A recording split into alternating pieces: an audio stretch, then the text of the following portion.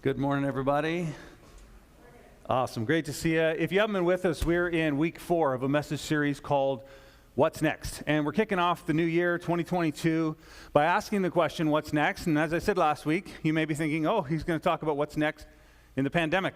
And of course, as I said last week, all the way along, I've been guessing wrong. So you don't want to ask me to tell you what's coming next, when we open up, when things return to normal. I haven't got a clue. You may be thinking, oh, maybe what's next with the building? And so many of you know we purchased a property last year, and I'm out of breath from carrying that TV. Just breathe. And so we bought a building, and we've got an application gone to the city, and we're waiting for different things and working with engineers and architects. So all that stuff's happening in the background. We're excited to get that going this coming year, and excited about that. But that's not what we're talking about either. What we wanted to talk about through this series in the first month of the year was how do we take our next steps in our faith and in our walk with Jesus? How do we continue to grow both spiritually and in our relationships? Because honestly, one thing the last couple years has taught me is that there are many things in this life and in this world that are out of my control, more than I thought. The government's out of my control, the weather's out of my control, the economy's out of my control. I thought my family were within my control, and then they became teenagers. We got a bunch of those. So I thought, that I had more control than I had, and this last year's really teaching me to depend on God. And the one thing I can control is my investment in my relationship with Him, my investment in my relationship with my wife, my kids, and our church family. And so there are some things that we can do, some steps that we can take, no matter what the circumstances, no matter what the conditions are in the economy or the world, or what your health conditions are. There are some things that you and I can do. There's some steps we can take. So here's what we've been talking about through this series. Step number 1, we talked about marking the moment. So when you receive Christ into your life and heart, the first step you want to take is to mark that moment. And in the past few weeks, we got to see 10 baptisms, people going through the waters of baptism to say, hey, from this point forward, I'm living for Jesus. My old life, my sins, they've all been buried in the water, and I'm beginning a new life. I'm part of a new family. I'm part of a new kingdom. I belong to God. And it's so powerful to mark the moment, because as you continue your journey of faith, you can always point back to that moment and be like, right there. That was the place. That was the time. It's super, super important. So we talked about that in week 1. Week 2, we talked about finding freedom, learning to live in freedom. We said this, that you are more free than you know, that what Jesus did on the cross was enough to set you free from your sins, all of them, to set you free from your past, to set you free from addiction, to set you free from strife. All of the things that we deal with, He has set us free, but we have to learn to walk in that freedom. And so even though the chains are broken off us, sometimes we hold on to those chains. We're constantly tempted to return to old ways of living and thinking and being. So the rest of our lives, we continue this journey of finding and discovering freedom. And some of you have discovered a lot of freedom, and some are just getting started. But the good news is, for freedom, Christ has set you free. And whoever's in Christ is free. So we're going to walk in that. So that's step 2. The third thing we talked about was discovering purpose. And last Sunday we talked about how God has created each and every one of us with unique gifts, talents, abilities, opportunities, personality. And you might be like, oh yeah, I know, I'm a snowflake, I'm different than everyone else, whatever. But it's not whatever. And we learned last week that God has placed you and me in a body, in a community, and we have gifts, talents, abilities, and resources that other people need. And when we use them for others, that's when we begin to discover the thing that God has created us to do. And if you took nothing else away from last week, I hope you remember this, that you will never discover your purpose, which all of us want to. You'll never discover it while living for yourself. The fastest way to discover what God created you to do and who He created you to be is to start serving and loving others. Because in doing so, your gifts begin to shine. In doing so, you begin to realize the things that really, really matter. So we want to discover purpose. And then today and next week, I want to talk about this fourth thing, making a difference. Today, I want to focus on making a difference outside of our church community. Next Sunday, we're going to hear a video message by a pastor from Sweden. It's phenomenal, about impacting the next generation, about moving across generational lines. There has never been a day, at least that I know of, when the world that I grew up in is so different from the world that my kids are growing up in. And you know this, the advent of technology, smartphones, connectedness, different apps, and throw in the pandemic, which changes everything. And so the world they're growing up in, the world we grew up in, is often very, very different. And we're going to talk about bridging that gap and being a church of generations. So excited about that. So we're going to talk about making a difference today outside of our community. For some of you that were around a number of years ago, we began an initiative called For Peterborough. I got a little logo here, and some of you remember that. How many of you remember that? Throw your hands up. Okay, a bunch of you remember For Peterborough. A little over 2 years ago, we said, hey, we want to be a church that's for our community. And not only do we want to be for our community, but we want our community to know that we're for them. And there's a big difference. We want our community to know that we love them, and so we began an initiative called For Peterborough. It's really language and culture about being for our community. And what we wanted to do was create some large events that we as a church could do and help support to love our city, but also encourage individuals through their workplace, their neighborhoods, to make a difference in their community. How many of you want to make a difference in this lifetime? Let me see a show of hands. Okay. About 80% of people want to make a difference. I love that. I love that. For those of you online, you just put a little thumbs up. Like, I want to make a difference. And here's the thing. I believe that God has created every single one of us with a desire to make a difference. I don't know anybody who wants to live their life and at the end of it go, I made no difference. I didn't love anybody well. Nobody's going to miss me. I've left no mark on this world. Nobody wants that. I believe it's something God has wired into every person. That's why you see celebrities, sports stars, billionaires, people who achieve the pinnacle of success. What do? They stop and they look around and they go, all this fame, I got all this money, I can do whatever I want. I think I'm going to help somebody. And they start foundations. And they start donating money. And they start helping. They pick a need and they begin to serve. Why? Because God has created each of us. We'll never be fulfilled until we're serving and making a difference in our community. And God has wired us that way. So it's not a Christian thing. The desire to make a difference isn't a Christian thing. It's a made in the image of God thing. It's everybody.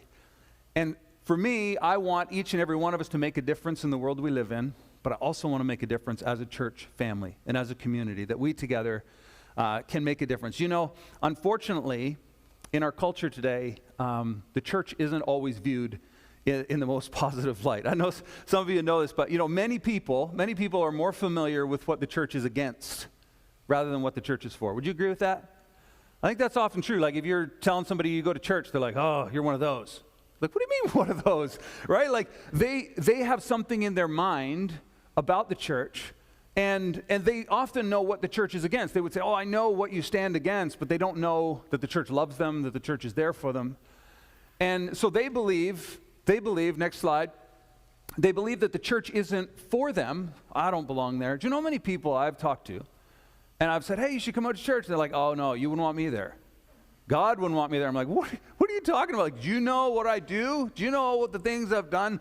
I wouldn't belong there. And I'm like, have you met our church? We're just a bunch of people that are trying to love and follow Jesus. Like, we've got our issues, and we're like, but people believe the church isn't for them because the church isn't for them. And unfortunately, again, what we're talking about today is a posture thing, okay? It's a posture thing. Now, how many of you know what posture is? Okay, most of you know what posture is: the way you stand, the way you move, right? And many of us have probably been told to fix your posture. I see a bunch of people straightening in their chairs. They're like, oh, yes, good reminder. And we need to be reminded, right? Because we're like sitting there at the desk, and you need to kind of like sit up, straighten your back, get your shoulder. So good posture is important. But how many of you know that when you're interacting with other people, your posture matters? People see your body. I've been in restaurants, and you call the waitress or the waiter over. I know some of you probably experienced this, and you ask, like, hey, can we get a bottle of ketchup for our table? And it's like, yes. And I'm thinking, I don't want to give you a tip for that. It's a posture thing. It's like what that person is saying with their body language is, you're a problem for me. You're trouble for me. And I don't think we recognize sometimes how much our posture communicates to people. There have been studies that show that your body language actually communicates more than your words. And it's the way you say something, and it's the posture with which you say it. A few days ago, I was in an argument with my daughter in the living room. Some of our kids were there. My wife was there. And it just got a little heated. And I was just like, I said something that was 100% true, and my daughter started to cry. And I should know better, but I'm standing there, and I'm sitting there on the couch, and I'm like, what I said is true. And my wife turns to me, and she's like, it's not what you said. It's the way you said it. It's the posture. And how many of you know posture matters? All right, so turn if you're watching with someone, if you're in the room, if you're watching with somebody, just turn and say, fix your posture. My parents used to tell me sometimes, when I was growing up, they're like, fix your attitude. Same thing. Fix your attitude. See, it's like, but Dad, I'm doing what you told me to do. He's like, yeah, but it's your attitude. It stinks. Fix your posture. And what I want to talk about for a few moments today is our posture towards those outside the church. Last week we talked about serving and loving one another within the church. But our posture towards those who aren't in this room, the people we work with, the people in government, the people at City Hall, the people that our neighbors, the people that are in our lives, like those people, our posture towards them matters. Let me share with you a couple postures that we can have towards them, and then I'll show you a couple postures they can have towards us. Here it is. Here's a posture that we can have as Christians towards those outside the church. Hopeless. What a godless city. We should just huddle up in our church building. We should talk about Jesus, preach to the choir, care for each other, and just hope that Jesus comes back and saves us from these people. That's a posture that a church can have towards the community in which they live. I would suggest it's not a good one, but a lot of people have felt that, and it shouldn't be. Here's option B. This one I think much more closely resembles Jesus' posture towards those who are not in the church. Hopeful. This city is full of people that God loves and cares about and made and has a calling and a purpose for them. Let's, as a church, get out of the four walls of our church and let's show them the love that we've received. Let's share with them the good news that we have. Let's make a difference in their lives and help point them to Jesus. Like, isn't that a very different posture? And can I tell you, depending on which one of those you embrace personally, people around you will feel it. The people at work will feel it. The people you go to school with will feel the posture that you have. And unfortunately, when you talk to people outside of the church, outside of the faith, outside of Christianity, they've got all kinds of things they think about us and the way that we are. And some of them honestly feel this way: disgust. What a bunch of judgmental do-gooders.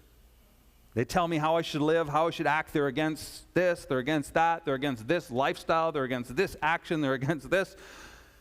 And all they want to do is be right. There's a lot of people that feel that way, and most of them feel that way because they've had an experience with church or with church people in which they experience that posture coming from them. Are you guys with me? Anybody feel a little convicted? I do, because I'm going, which one do people feel when they meet me? Which one do they feel when they attend this church or have an interaction with somebody who calls Pathway Church home? Like, what's the posture that they receive from us? I hope it's this. I hope it's the second one, wonder. Where they might think to themselves, I'm not sure what this person believes, but whatever it is, it's real to them, and I feel their love, and I feel that they're for me, and I want to learn more. I don't know, but I want to learn more because I feel the posture of them being for me.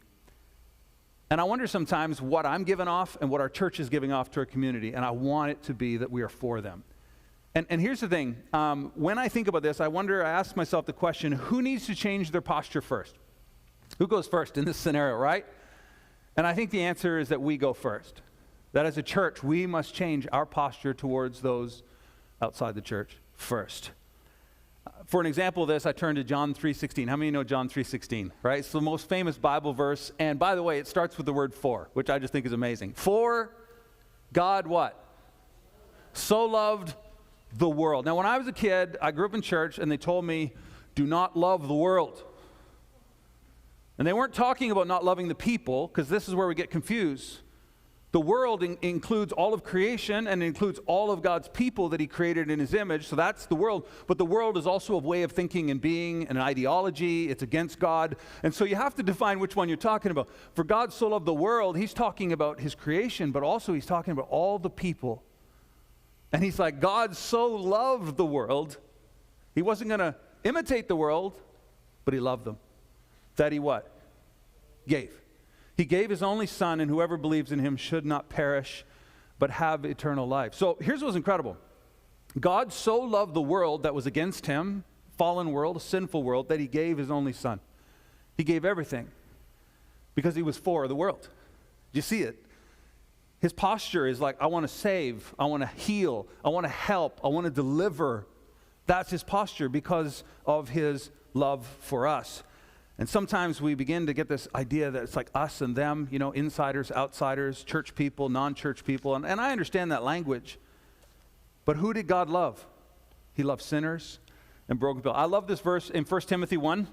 And this is Paul writing to Timothy, and he says, this saying is trustworthy and deserving of full acceptance, that Christ Jesus came into the world to save who? Let me ask that one more time. He came into the world to save who? Sinners. And then Paul, the great apostle, the one who would give his life for Jesus, the one who would be imprisoned and beaten and do all these incredible things for God, he says, of whom I am the foremost. Paul's like, before I was an us, I was a them. And I'll do everything in my power to help save them. I want to share the same love that I received from God. I want to share with those. And he went all over the world. And he preached to people who would beat him. And he preached to people who rejected him. And he just kept going because he was for people, because of what God had done for him. So God's frame, his posture towards sinners, towards the world, towards the city of Peterborough is this: I love you. I came to save you. I'll give my life for you. And the real question is that the posture that our community would receive from us? That's the aim.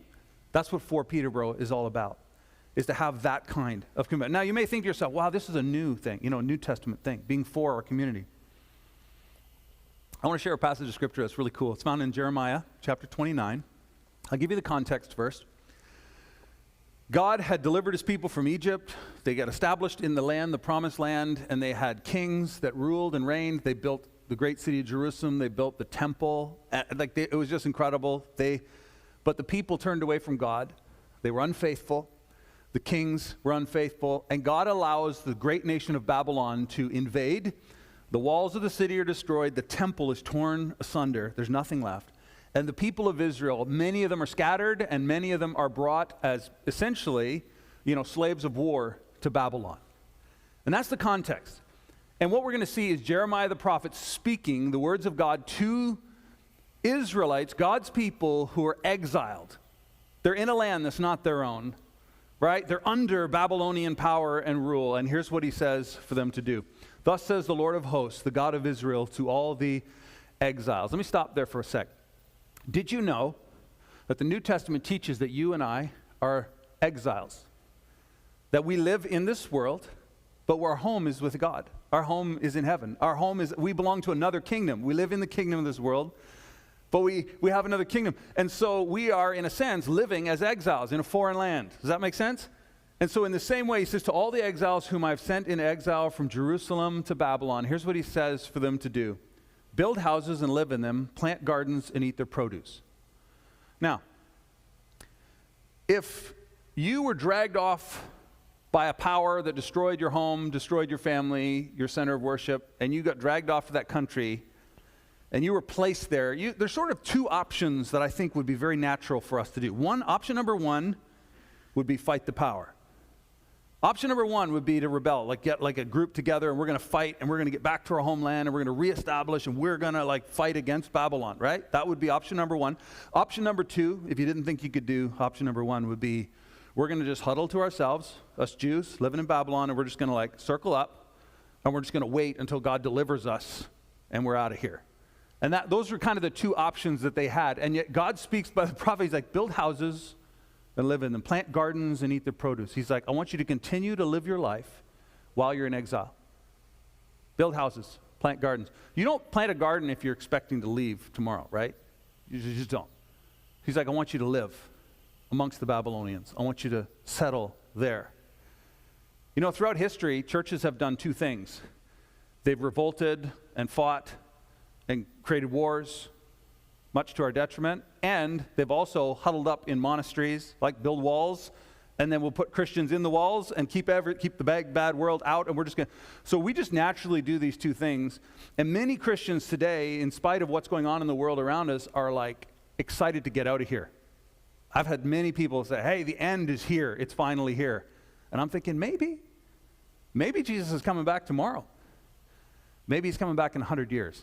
I don't know. And people say, but look at what's going on in the world. Look at the government. Look at the one world and all this stuff. I'm like, yeah, I hear that. I read the book of Revelation. I know what you're talking about. But almost 100 years ago during World War II, I would have looked at the Bible and went, the end is here.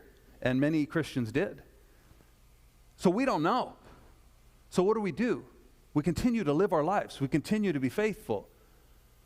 And You know, for centuries, really for millennia, people have been predicting the return of Christ. Did you know that in 500 AD, there was a scholar, a biblical scholar, that predicted that Jesus was coming back in the year 500?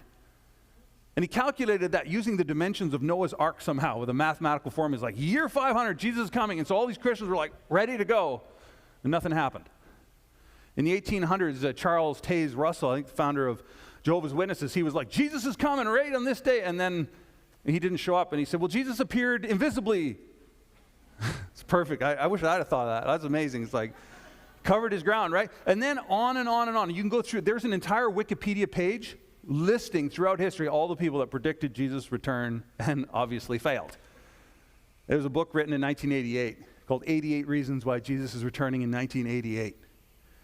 And at the end of the year, the author wrote another book, 89 Reasons Why Jesus is Coming in 89. I'm not kidding. He wrote it and sold it.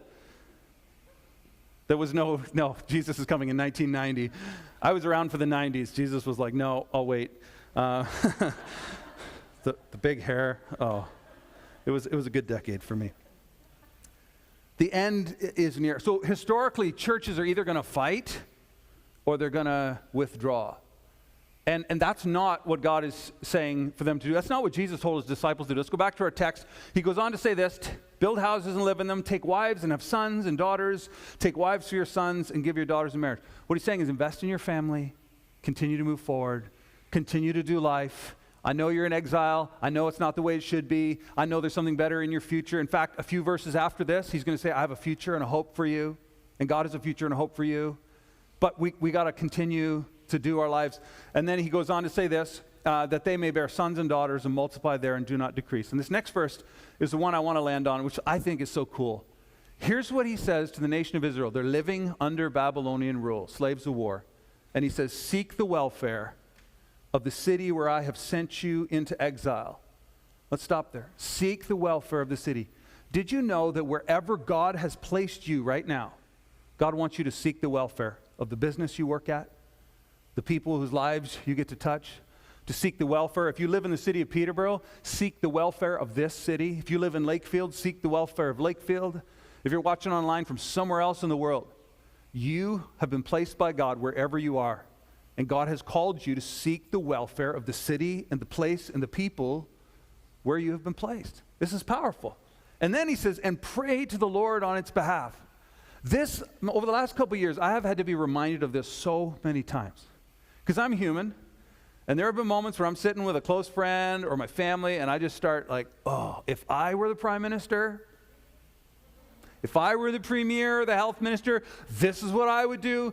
My thing would actually make sense. And I start spewing, and then I'm like, what am I doing? I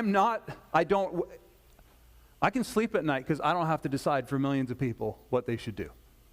And I'm just reminded of the weight that these people carry, and whether you agree with them or not, God doesn't say to criticize them. He says to pray to the Lord on their behalf. And I have to be reminded myself to stop. It's easy to criticize. It takes faith and love to stop and pray. And that's what the church ought to be doing. Praying. Did you know that the nation of Israel were told to pray on behalf of the Babylonian government, the one that destroyed their temple, ripped them from their homes, killed some of their family members? And it's like, pray for them. God, are you serious? And the people hopefully obeyed and prayed. And Nebuchadnezzar, the same God that destroyed all their stuff, God would get a hold of him and use him. And God had a plan to bring Christian men like Daniel into the court of Babylon to influence world history. So God's got a plan. Our job is to trust God and to pray. Our job is to seek the welfare of the city, the community that we've been placed in. Is this making sense? This is what we're called to do. Jesus said it this way, you are the light of the world. That there should be something about the posture in which we care and love for our community that turns people to Christ. And so today what I want to do as we kind of begin to wrap things up is I want to ask this question. How can we make a difference? Because when I look at our city, and I love this city. I've been in the city of Peterborough for 23 years.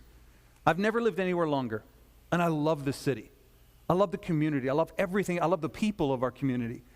And when I look at it, I'm sometimes overwhelmed by all the needs. Like in our community, there are kids showing up to school every day without food. And that breaks my heart as a dad. There are kids without mothers, kids without fathers, kids that there's people who are caught in drug addiction. There are families without enough food. There are people without jobs, right? Like as I look at, there's so many issues. I received a letter from Youth Unlimited. They were saying that there are over 100 people living outdoors this winter in the city of Peterborough that aren't even in a shelter program. They're just living outdoors in our own city. So when I see the needs, when I see what's going on with the mental health of adults and teens alike, I'm just like, where do you even start? The need is so big, right? You guys with me? It's like, it's so big. And it kind of makes me think, as I ask, how do we make a difference? I'm reminded of Monday. How many of you were out shoveling on Monday? Wasn't that fun? Snowmageddon is what I'm calling it. And I remember I went outside. I'm like, okay, I'm going to go shovel. And I got all my gear on. And I walked out the front. And I opened the door. And I'm like pushing the snow. And I opened the door. And it's like, I just start shoveling. And by the time I got off my porch and down to the first vehicle, the snow had drifted up and was about this deep between the vehicles. And I'm just looking. I'm like, halfway through, my back was hurting. My arms were hurting. You know, I have a desk job. And I'm out there, and I'm shoveling. I'm just thinking, and I'm seeing all my neighbors, and they're all just standing with their shovels, look at that glazed look in their eyes, like, how are we going to get through this? And I thought to myself, okay, I want to stop, but the trick is just to take small scoops and just keep going. And if you just one step at a time, one shovel full at a time, you can move a lot of stuff. And I think that's the answer. I think that's the answer when we look at our community. The needs are too big for any one of us to meet, but we can do something. We can do a small step. We can help somebody in one small way. And by doing that, and if all of us do that, progress begins to be made. A difference begins to be made. I have to be reminded sometimes that you can't help everyone. And I've tried at different times in my life to try to help everyone, to try to help too many people, and then I'm fried, I'm burned out, I'm tired. We were talking about this in our small group this week, and someone was reminding us of when you're in the plane and they give you the little spiel that we all ignore? And they're like, in case of an emergency, masks will fall down from the ceiling, and when they do, what do they tell you to do? Put yours on first, because you're no good to anybody if you're passed out on the ground. And so it feels so weird to take that mask and your kid's gasping for air, and you're like, okay, yes. And then you help them. But we're tempted to try to help everybody, but the truth is, you can help someone. You can always help someone. So you don't want to try to do too much, but you have to do something. And sometimes we look at how much there is to do and we're overwhelmed, so we do nothing. Wrong move. Do something. Do something small. Begin. And you know what happened? I went out there and I just kept going. Stretch out the back, work on the posture, shovel in the snow, one scoop at a time. Move this vehicle up 6 inches, shovel some snow. Move it back 6 inches, shovel some snow. The neighbors came out. We started helping each other. Neighbors are helping each other to clear. And we finally together, working together as a group, got all the driveways cleared in the area around my house. And I walked inside the house, and I was all sweaty, and I sat down on the couch and grabbed a coffee, and I was like really proud of myself, like we did it. Anybody feel like that when you finish? Like, yeah. And then the snowplow came by. And I could have sworn it said Omicron on the side. I was like, Omicron! It just like pushed this 4-foot drift across all the driveways we just cleared, and I'm just like, here we go again. Right? Anybody felt like that lately? Yeah. And so I went back out, and what do? Shovel full, one at a time. Got mine cleared, helped my neighbor get hers cleared. We went over and began to help a new neighbor just moved to town from out of town, and I'm helping them, and they're like so thankful. It's like, no problem, like, this is what we do. And they're saying to me, it was really cool, they're like, hey, your kids came over earlier and helped us shovel our driveway. That was so nice of them. I'm like, oh, that's great. Because I wasn't around when they did it. And he's like, yeah, their kids are so nice. I'm like, thanks. I'm thinking, way to go, Jess. I literally thought that, but I didn't say it. And then the next question, of course, he's like, what do you do for a living? It always gets so awkward, right? So I'm like, oh, I'm a pastor. I'm a minister. He's like, oh, like Christian? Yeah. And he's like, that's why your kids are so nice. But isn't it true? The people in our community do, like when they find out that you're a follower of Jesus, they're like, there should be something different. Isn't that right? Shouldn't they expect that? And we want that to be the case. We want there to be a difference in the way people see us and view us. So as I wrap up, I want to share one little video, and then I'm going to close things out. I got the chance this week to go out for an hour with Dave Fgrave from Fgrave Towing. And it's been a crazy week with all the snow and the cold weather. He's been working around the clock, and I was just like, hey, let me just track with you and see how you're loving people in the community. So check this out.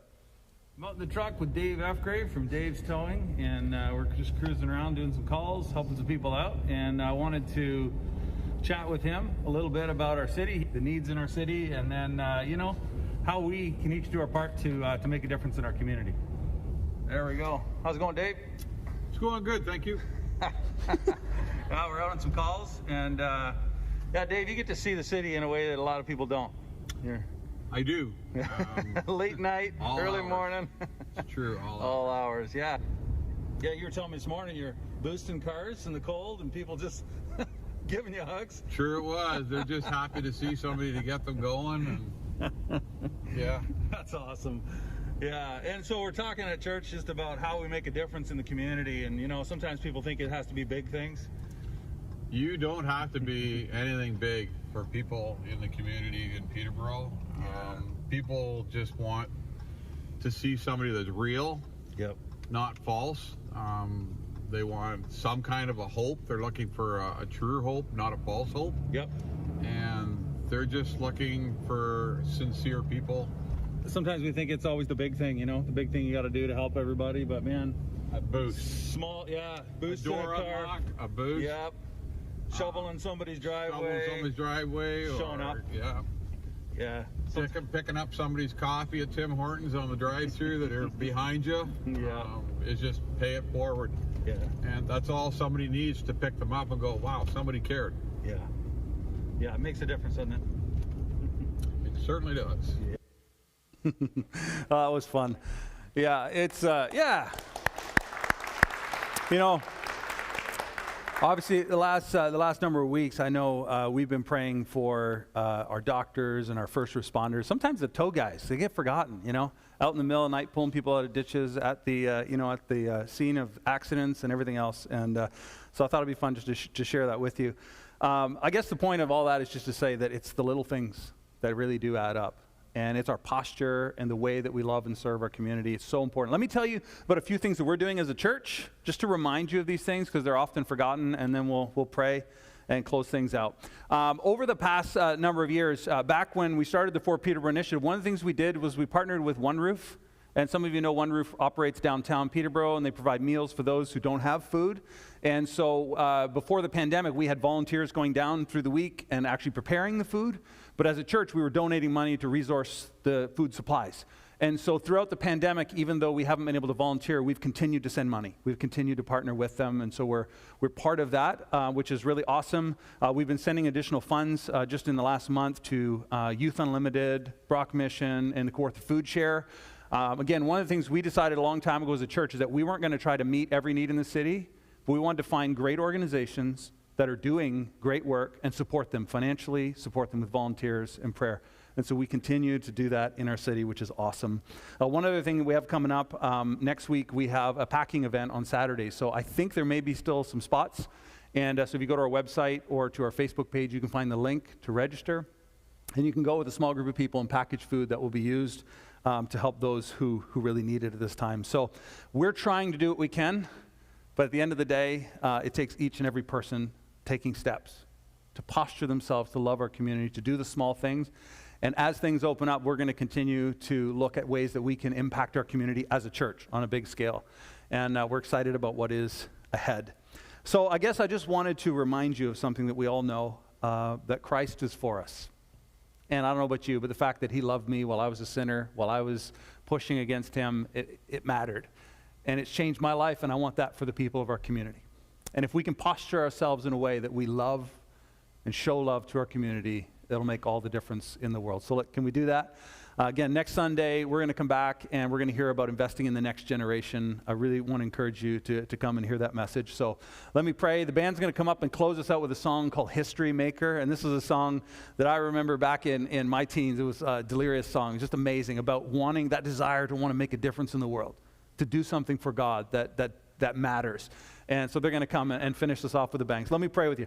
Father, thank you for this morning, for everyone online and everyone in the room who's joined with us today, as we look at the scriptures, as we look at the posture that you have towards us, help us to be a church and help us to be the kind of people who love and serve our community in ways that matter and make a difference. Lord, we're so thankful for what you've done for us. Help us to share that love with our community. Help us to be a church that if we disappeared, our community would notice. Help us to be the kind of church that when people see, they go, we don't know what they believe, but we know they love us. So, Father, would you help us in this way? And Lord, I pray that if there's anyone here, maybe for the first time or watching online, that they would sense the love that you have for them and receive it today. In Jesus' name we pray. Amen.